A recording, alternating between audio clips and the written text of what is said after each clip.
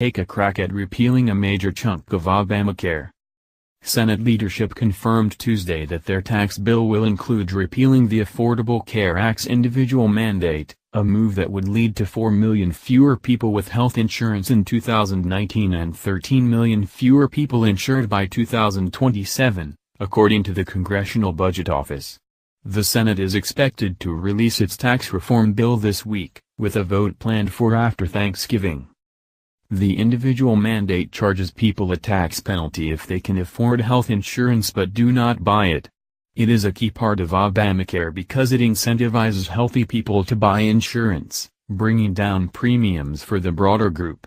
Repealing the mandate on its own would cause a 10% jump in premium costs per year as healthy people leave the markets, the CBO projects. Shortly after the news broke, groups of doctors, insurers, and hospitals released a joint letter calling for the individual mandate to be preserved.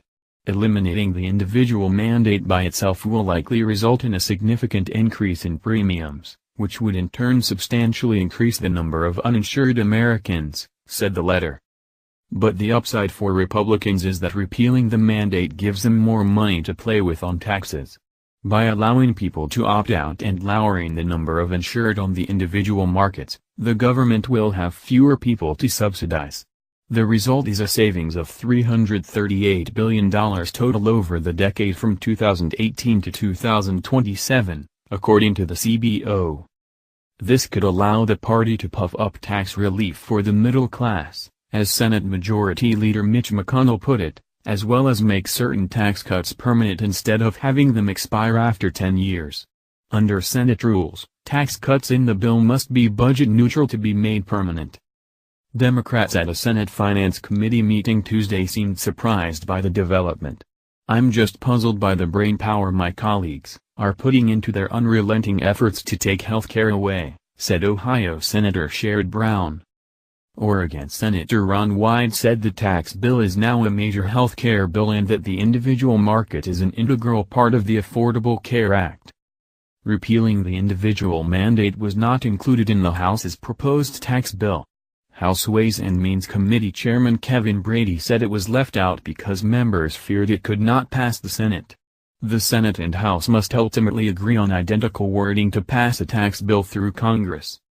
Doing away with the individual mandate has been pushed hard by a number of Republicans including Senators Tom Cotton and Pat Toomey. President Donald Trump has also endorsed the idea.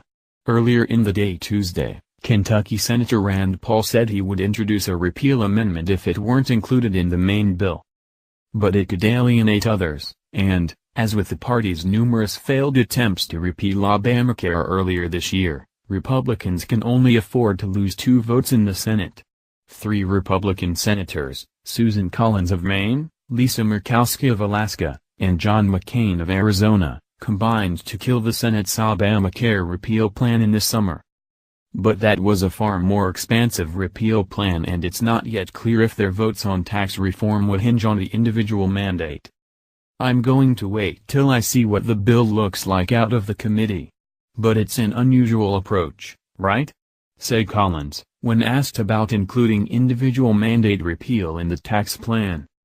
One option for Republicans is to pair the mandate repeal with another health care bill, the bipartisan Alexander Murray legislation designed to stabilize the Obamacare markets. Passing both bills together could counteract some of the destabilizing effects of repealing the individual mandate on its own. McConnell has so far refused to put Alexander Murray on the floor for a vote, despite it having 24 co-sponsors split evenly between the two parties. There is now talk that Alexander Murray could be put forward separately from tax reform, but leadership has not conclusively signaled its intentions.